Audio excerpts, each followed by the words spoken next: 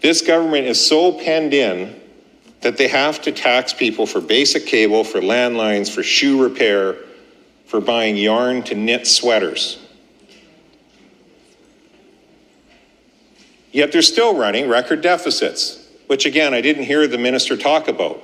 So we're supposed to believe she's on a path of fiscal responsibility and making all these hard choices and hard decisions. Yet the $10 billion deficit that was supposed to be in this year's budget, as she told us last year at this time, is now 13.3. But we're supposed to magically believe that next year's deficit will get back to that 10 billion. Even though every single budget has had a record deficit under this premier and this finance minister. Every budget update winds up with it. And I know they can say, well, the last one wasn't. Well, they don't have tobacco settlements to save them this year. So we're going to keep shining a light for those seniors at home that are desperate for their pension to go a little bit farther, who have just found out that they're going to be hammered to the tune of hundreds of millions of dollars. The property tax deferment, $35 million extra it's going to bring in.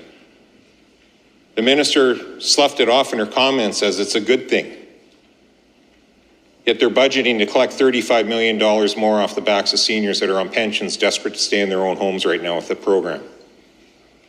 Apparently that's a nothing thing to the minister for them to worry about. $500 million worth of income tax increases for low income tax bracket is nothing to worry about. $600 million on the income tax brackets being frozen is nothing to worry about. $550 million on PST being added to the services that businesses rely on every day more and more, security, bookkeeping, accounting,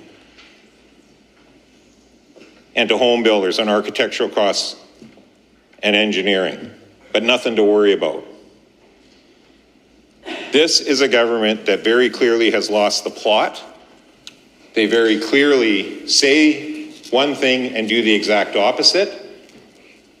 It is not fair to seniors and working families and small businesses. It's not just for seniors, for working families and small businesses. In fact, it's downright cruel to seniors, working families and small businesses, the way this government is trying to spin this budget when we all know what the actual numbers that are going to be hitting those households are.